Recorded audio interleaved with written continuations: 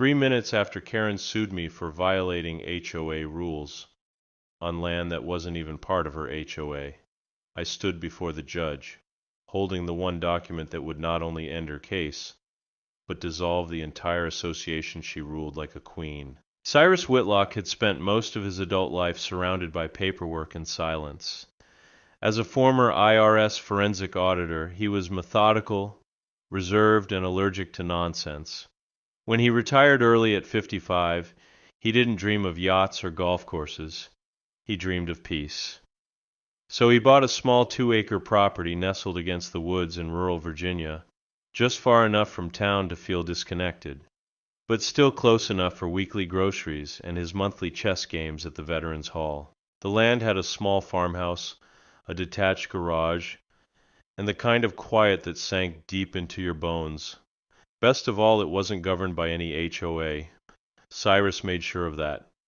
He triple-checked the deeds, parcel records, zoning maps, and even had a lawyer review the legal boundary lines. He wanted no one telling him what color his fence should be, or how tall his grass could grow. After years of regulating others, all he craved was to be left alone. So, when the white SUV pulled up his gravel driveway one Thursday morning and a woman in designer sunglasses and wedge heels stepped out like she owned the place, he already had a bad feeling. "Hi," she said without a hint of warmth.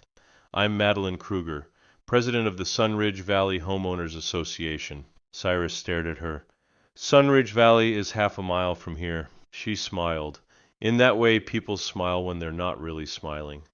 "Yes, well, there's been some discussion about your property. Technically, our new boundary lines include it." He blinked. "That's not possible. I'm not part of any HOA." She pulled out a folder and handed him a highlighted map and a printed letter. "This is just a courtesy notice. Your fencing material doesn't comply with our standards, and your trash bins are visible from the road. It's all very fixable, of course. We'll send a compliance officer next week." Cyrus folded the paper neatly and handed it back without looking at it. "I suggest you leave." Madeline's fake smile stiffened. "Sir, there's no need to be hostile. We're simply maintaining neighborhood standards." "I'm not your neighborhood," he said calmly. "You don't have jurisdiction here. You're trespassing." She tilted her head, mocking. "We'll let the court sort that out then." She turned sharply, walking back to her SUV.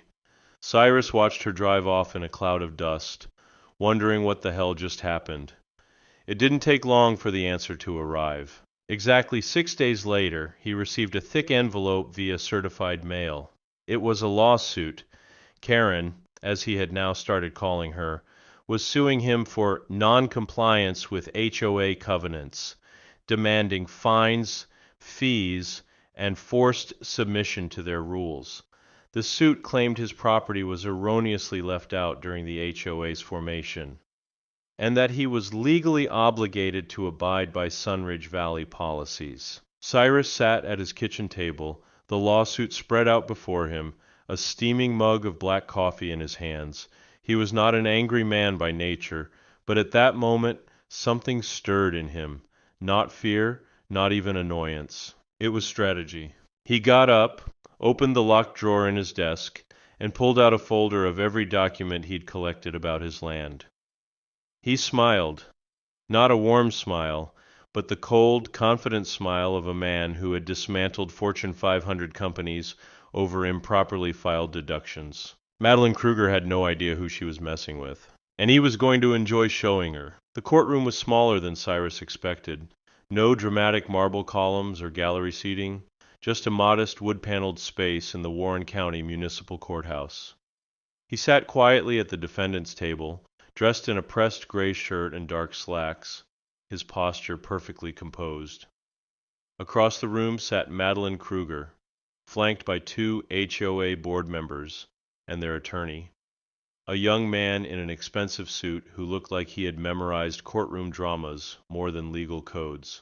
The judge, a sharp-eyed woman named Judge Eliza Monroe, glanced through the case file with the speed of someone who had seen too many petty civil disputes, and already suspected this one was no different. But the expression on her face shifted slightly, as she read the attached maps and declarations. Madeline leaned forward as the judge spoke.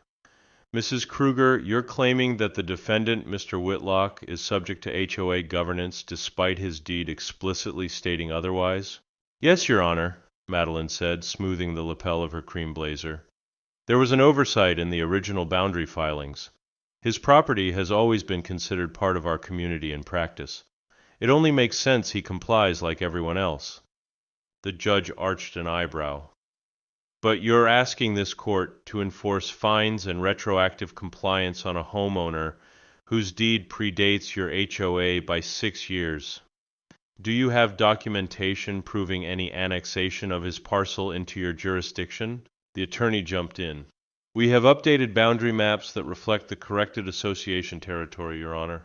Updated by whom? Judge Monroe asked flatly. Cyrus didn't speak. He didn't need to. Sitting beside him was Daphne Bricker, a retired federal administrative law judge turned private legal consultant. She had silver hair pulled back into a tight bun and an air of serene lethality about her. She tapped her finger once on the table and then stood. Your Honor, she began, her voice measured but resonant. The so-called updated map was submitted by the HOA without any supporting vote by the association's members, no legal filing with the county registrar, and no annexation notice to Mr. Whitlock. In fact, the original plats and deeds on record still list his property as independent and agriculturally zoned. She handed a thick packet to the clerk, who passed it to the judge. We have full documentation here, including parcel maps, surveyor reports, and a recorded statement from the county assessor's office. Their claim is not only incorrect, it's legally fraudulent.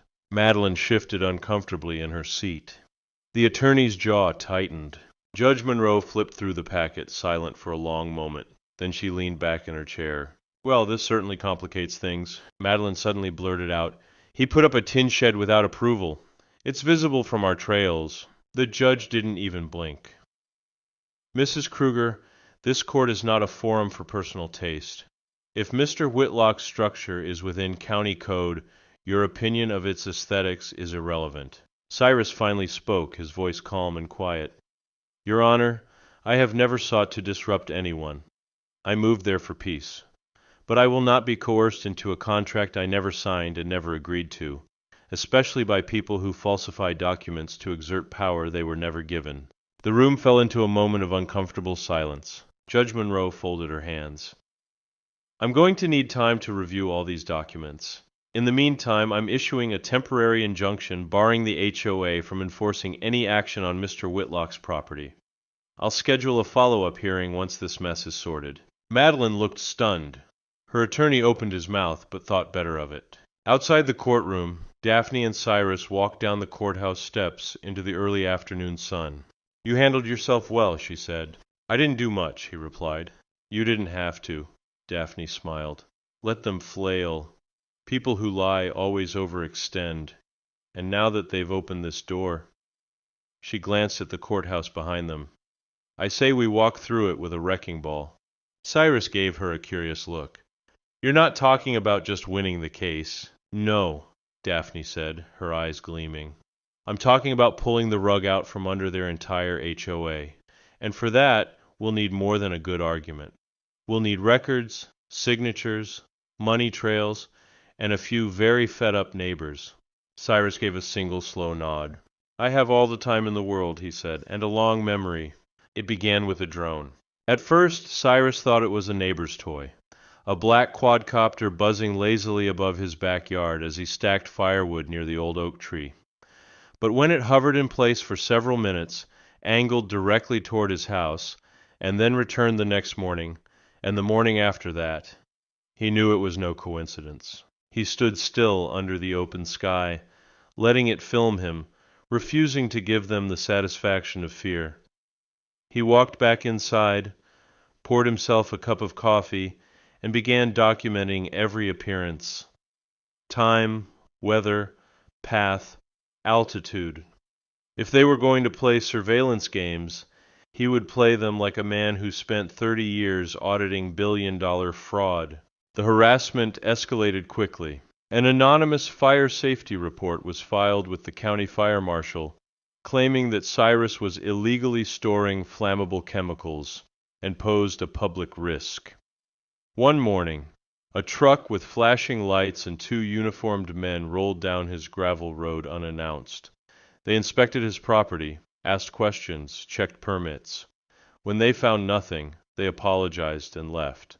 But not before one of them muttered, "You've made some powerful enemies." A week later, Cyrus found deep scratches etched across the side of his pickup truck, and taped to the windshield was a note in all capital letters: "People like you don't belong here. Sell or drown in your own lake." He didn't have a lake. That night he sat on his porch, the breeze rustling the trees, the stars silent witnesses to his solitude. He was angry, but not shaken. This wasn't the first time someone tried to pressure him with threats. The difference was, now it was personal. Inside his study, he opened a thick file folder where Daphne had begun assembling evidence. They called it the Ledger. It contained every letter the HOA had sent, every incident, every possible violation of law and ethics. But more importantly, it now contained interviews. Over the past few weeks, Cyrus and Daphne had started speaking, quietly, with others in the community: older residents, widows, veterans, single parents, people who lived under the HOA's thumb, too afraid or too tired to speak up. What they discovered was worse than they imagined. One woman, Beatrice Holloway, 73, had been fined $250 for hanging a wind chime on her front porch. A single mother, Lily Harper, received a compliance ticket because her 8-year-old drew chalk art on the sidewalk. George Malley, the retired Marine, was forced to repaint his entire home because his paint hue was considered out of harmony with the rest of the neighborhood. Each story was written down, signed, documented, and all of them told Cyrus the same thing: "We didn't know who to turn to. They scare people, and they never get punished." Daphne was relentless. She filed multiple FOIA requests and discovered that the HOA board had re-elected itself without proper member votes for 3 years. She traced financial documents through their public nonprofit filings and found discrepancies, large ones. Landscaping services were charged at 3 times the average rate, and all funneled through one contractor, a cousin of the HOA treasurer. "This isn't just abuse of power," she told Cyrus one night as they sat with printouts covering his kitchen table. "This is racketeering in khakis." Cyrus leaned back, exhaling slowly. "And Karen's at the top of it." "She always was," Daphne said. "But she made one mistake too many. She tried to pull you in." Cyrus nodded, eyes sharp with intent. "I'm going to dismantle every brick of this fake empire, not just for me, for George, for Beatrice, for the kid with the chalk. This isn't just a fight for land anymore. It's a fight for dignity." Daphne smiled with satisfaction. "Then let's make it loud. Let's give them something they can't silence. And when it's over, we'll let the entire town know who they've been living under." Outside, the drone came again, but this time Cyrus waved. The second hearing arrived on a gray morning, the kind where the sky seemed uncertain whether to rain or simply hang heavy with judgment.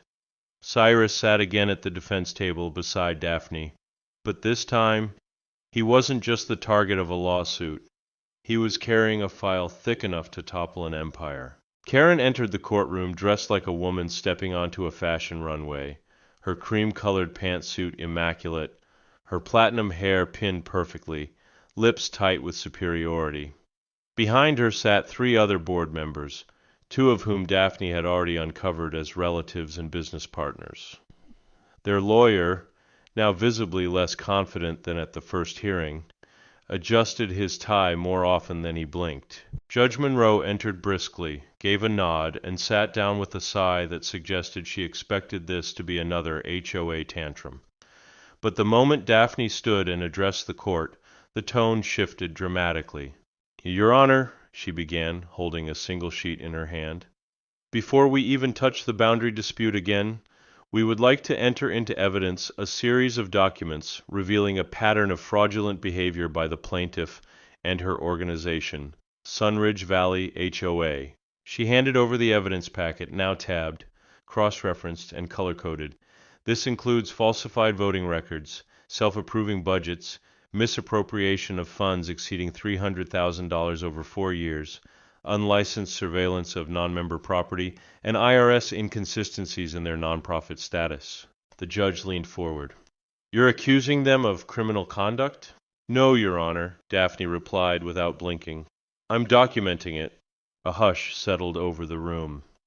Karen looked at her attorney with fire in her eyes, but he only stared at the table, jaw clenched. She began whispering furiously, but it was clear no amount of coaching could prepare them for what followed. Daphne called her first witness, George Malley. The elderly man stood slowly, but with a spine of steel.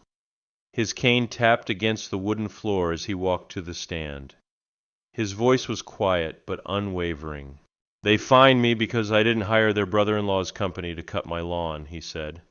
"Said my grass was disrupting uniformity, but I was cutting it myself every week. It wasn't about grass, it was about obedience." Then came Lily Harper, the young single mother, holding photos of her daughter's chalk art and a letter demanding a $100 payment for unauthorized use of common surfaces. One by one the stories poured in, each worse than the last. A retired teacher harassed for planting unapproved flowers. A disabled veteran denied permission to build a ramp. A widow fined for leaving her garbage bin out 2 hours too early. By the end of the testimonies, the judge's pen had stopped moving. Her expression was unreadable, but not indifferent. Finally, Cyrus stood. He didn't raise his voice. He didn't point fingers. He simply laid out how the HOA had altered public maps to retroactively claim his land, then used threats and fabricated citations to intimidate him into submission. "Your Honor, I've dealt with criminals in my federal career. Most of them wear masks or hide in banks.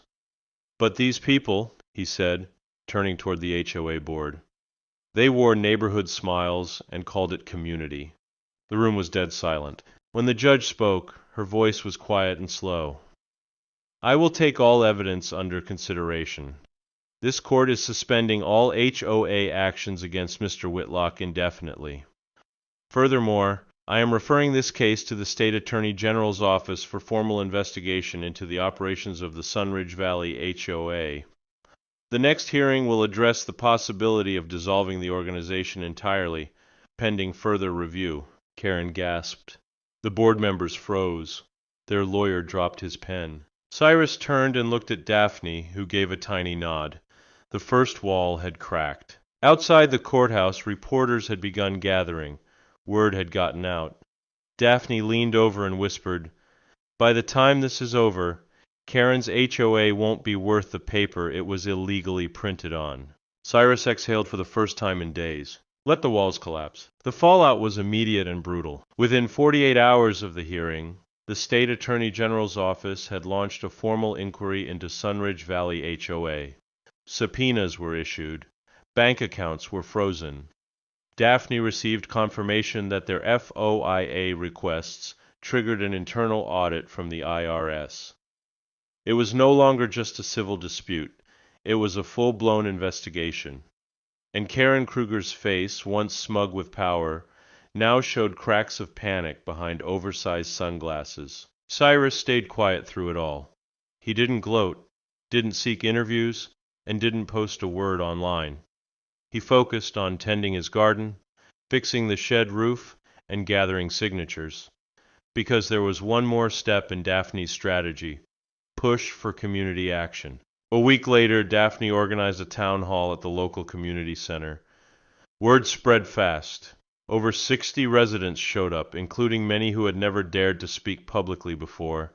Some brought files, others brought fear, but it was Cyrus who stood first. "I never wanted this fight," he told the crowd. "I moved out here for peace. I built a life with my own hands. But this isn't just about me. It's about all of you who've been silenced, shamed, and manipulated into thinking you have no voice." The room was silent. Then George Malley raised his hand and stood slowly. "I want to press charges." Applause broke out. A woman cried. A man in the back yelled, "Tear the whole thing down!" Daphne handed out paperwork, formal petitions to remove the current HOA board under the community bylaws, and a separate motion to dissolve the HOA entirely if corruption could be proven. That night, over 40 signatures were collected, and by morning 10 more had arrived at Cyrus's door. Karen, meanwhile, was unraveling. She sent out a mass email to all HOA residents claiming false accusations and media manipulation. She tried to call an emergency board meeting, but only one member showed up. Her cousin, the treasurer, who fled halfway through the shouting. Then came the nail in the coffin. Daphne filed a motion to court attaching a financial analysis from a forensic accountant showing that over $120,000 of HOA funds had been routed through shell companies registered to Karen's own LLCs. Landscaping invoices, legal retainer fees, even Christmas decorations, they all traced back to her. In the next hearing, Karen's lawyer attempted a desperate move. He filed a countersuit claiming reputational harm caused by Cyrus and Daphne. The judge didn't even let him finish the argument. "This court does not reward fraud with sympathy," Judge Monroe snapped. "This is bordering on obstruction." The countersuit was dismissed in under 3 minutes. That same day, the county clerk's office published a notice that rocked the entire neighborhood. The HOA's Articles of Association had been improperly filed from the beginning. Due to clerical errors and lack of renewal, the organization's legal status was technically expired for over 16 months. Sunridge Valley HOA, in the eyes of the law, no longer existed. Cyrus stood in his yard that afternoon, looking out over the property that had been his battlefield. The wind was quiet. The sun filtered through the trees. A truck pulled into his driveway. It was George. He got out, holding something wrapped in cloth. "I made this for you," the old man said. Cyrus unwrapped it. It was a hand-carved wooden sign with 3 words burned into the surface. "Private, peaceful, free." For the first time in months, Cyrus smiled. Not the calculating smile of a strategist, a real one. Warm, soft, and deeply earned. "Put it where they can see it," George said. "Oh, I will," Cyrus replied, "right next to where their empire crumbled." The next few days felt surreal for Cyrus. He wasn't used to attention, but now he couldn't go into town without someone shaking his hand or thanking him quietly at the checkout line. News of the HOA's collapse had spread like wildfire. A local paper ran the headline, "Sunridge Valley HOA illegally operated for over a year. Whistleblower exposes financial corruption." Below it, a photo showed Cyrus walking down the courthouse steps beside Daphne, both looking calm, composed, and unstoppable. Karen Kruger disappeared from public view. Her house, once pristine and manicured like a showroom model, now had overgrown weeds along the walkway and an empty mailbox. Some residents said she moved out in the night. Others whispered she'd been questioned by state investigators. No one really knew, and Cyrus didn't care to find out. What mattered was what came next. Daphne invited Cyrus to a private meeting with a small group of former HOA members, residents who had been forced into compliance for years and now wanted something different. Not another association, not another rule book, something real, something communal. Together they formed a loose cooperative called the Meadow Accord, based on voluntary contribution, respect, and support. No fines, no surveillance, no absurd rules about mailbox colors or wind chimes. They met once a month, shared garden produce, helped repair roofs after storms, and even set up a little food pantry for elderly neighbors. But not everyone welcomed the change. A new man had moved into a vacant property 2 streets over. His name was Trenton Mills, slick, suited, and full of talk about reinstating order. He handed out glossy flyers proposing a restoration of community guidelines, and claimed the HOA's dissolution was a temporary legal hiccup. He even approached Cyrus one morning, offering to help reestablish proper structure. Cyrus simply said, "This land's had enough structure. Try planting tomatoes instead. Trenton didn't take the hint. He began canvassing door to door, trying to form a new HOA under a different name. But people were wiser now. They remembered what it felt like to be ruled by fear, and they'd seen what one quiet man could do when pushed too far. Cyrus and Daphne, anticipating someone like Trenton, had filed a protective covenant with the county, a formal declaration that his parcel of land could never be annexed into any association without explicit, notarized consent from him or future owners, legally ironclad. Trenton tried once to challenge it. The county clerk laughed him out of the office. But the most surprising moment came one morning when Cyrus found a letter in his mailbox. Not from a neighbor, not from a lawyer, but from the state. It was from the Office of Civic Reform. They had reviewed his case, watched the hearings, and read the transcripts. They were forming a new statewide task force to audit and regulate HOAs that abused their powers. They wanted Cyrus's help, not as a bureaucrat, not as a figurehead, but as a consultant. "You've lived it," the letter said, "and you never asked for power. You resisted it. That's the kind of voice we need." He read the letter twice, then once more. Later that day he called Daphne. "You think I'd be crazy to help the same system I just beat?" Daphne chuckled on the other end. "Only if you think change can't come from the outside.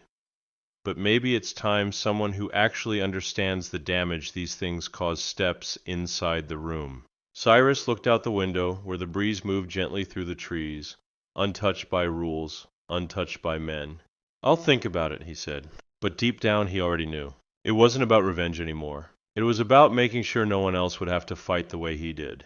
The invitation came on a Monday morning, printed on thick, cream-colored paper with an official state seal in gold at the top. Cyrus turned it over in his hands twice before reading the contents. It was an invitation to speak at the upcoming Virginia State Housing and Community Conference in Richmond, a gathering of legislators, city planners, and legal experts tasked with reviewing land governance laws, including those related to HOAs. The letter requested him as a keynote speaker, not Daphne, not an attorney. Him. Cyrus wasn't a man who liked stages. He hated microphones. But as he read the final line, "Your testimony and experience have become a case study in justice through persistence," he felt something shift in his chest. Maybe it was pride. Maybe it was responsibility. Maybe both. He called Daphne. "I don't want to be a symbol," he said. "You're not," she replied. "You're a witness. There's a difference." 3 weeks later, Cyrus found himself in a conference hall dressed in the only suit he owned, charcoal gray, still fitting well after all these years. The room was packed.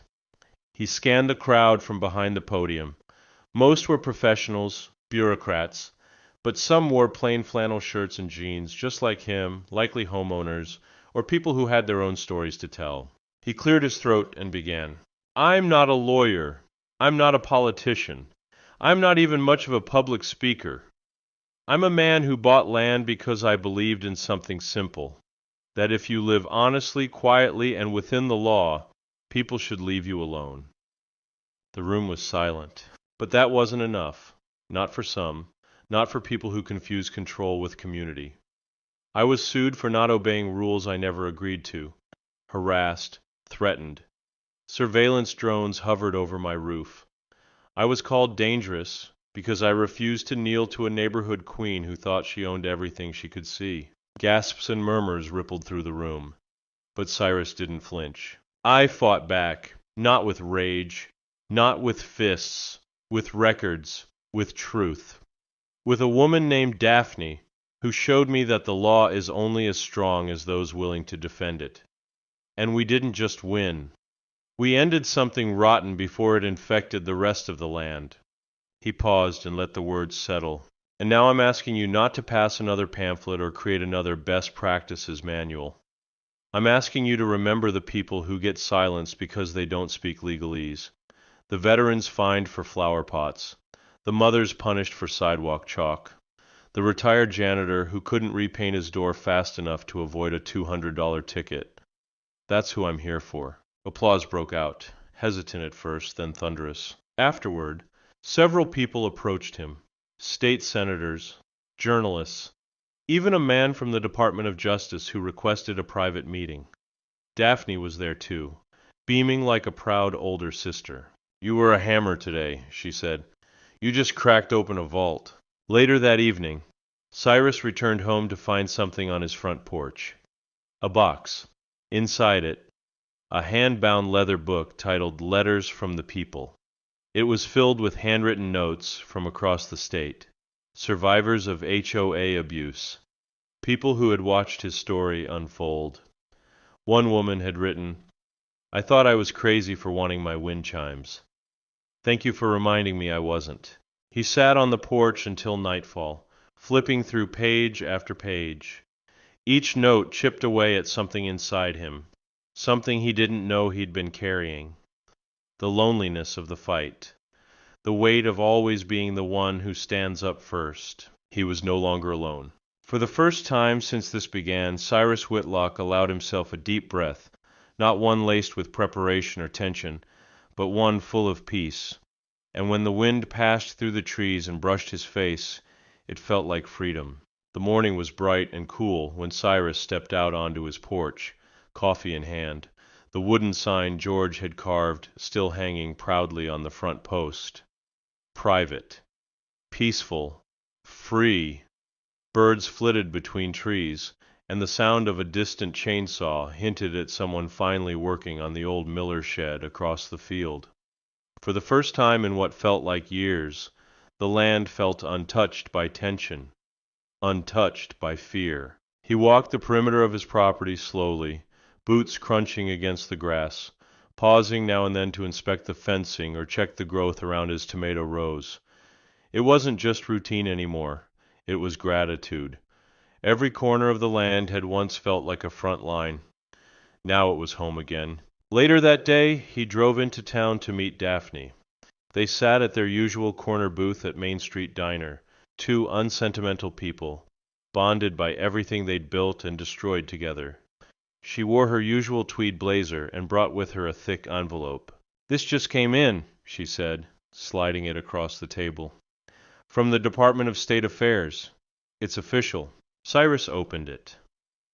The letter confirmed the creation of a new independent oversight committee, designed specifically to monitor HOA operations and investigate abuses. The committee would be funded, legislatively backed, and publicly accountable. And listed at the bottom among the 6 appointed consultants was his name, Cyrus Whitlock, Property Rights Advisor. He stared at the name for a long moment. "I'm no advisor," he muttered. Daphne raised her eyebrows. "You're the only one in the country who legally dissolved an HOA you were never part of." He chuckled. "Fair point." As they walked out into the sunlight, people on the street nodded to him. Strangers, neighbors, even former HOA residents who once kept their heads down. There was something different in their eyes now. Not pity, not wariness. Respect. Back home, Cyrus found a girl and her father standing awkwardly by the fence. The man introduced himself as Paul, a new homeowner 2 streets over. His daughter, Emma, clutched a drawing in her hand: flowers, a house, and a little man with white hair and a shovel. "She insisted on giving you this," Paul said. "Said you saved her sidewalk chalk." Cyrus laughed softly and took the picture. "I didn't do much," he said. But inside he felt it again, that quiet knowing. He had done exactly enough. That evening he built a fire in his stone pit, set out 2 chairs, and sat alone for a while. The stars appeared one by one, clear and brilliant. He thought about all the ways power disguises itself, in committees, in bylaws, in the smile of a woman who thinks her clipboard makes her a queen. But he also thought about how it breaks, under the weight of truth, of evidence, of people standing tall when they're expected to bow. Before turning in for the night, Cyrus walked to the edge of his land and looked out over the hills. The air was still, full of memory and meaning. He closed his eyes for a moment. He hadn't just won a lawsuit. He hadn't just protected his land. He had reminded people that silence isn't peace, and that standing your ground, quietly, calmly, but fiercely, can bring more justice than all the angry noise in the world. And as he turned back toward his porch, the old wooden sign swayed gently in the breeze, whispering its truth to anyone who dared challenge it again. In my view, the ending of this story isn't just about victory, it's about restoration. Cyrus didn't go to war for pride or vengeance. He defended something simple, something quietly sacred, the right to live in peace. What makes the conclusion so powerful is not that the HOA collapsed, or that Karen disappeared, or even that Cyrus became a state advisor. It's that the land, the silence, and the dignity that were once under siege were returned. This was never a story of a man fighting alone. It was about what happens when one person's refusal to be intimidated awakens a community. When courage spreads. When the quiet man everyone overlooked becomes the reason the powerful are held accountable. The final image of Cyrus standing at the edge of his property, under open sky, is a reminder that true justice isn't always loud or dramatic. Sometimes it looks like a weathered sign on a fence. Sometimes it sounds like birdsong returning to a place that finally feels free. And perhaps the most important truth is this: peace is not given, it's defended. Brick by brick, line by line, choice by quiet choice.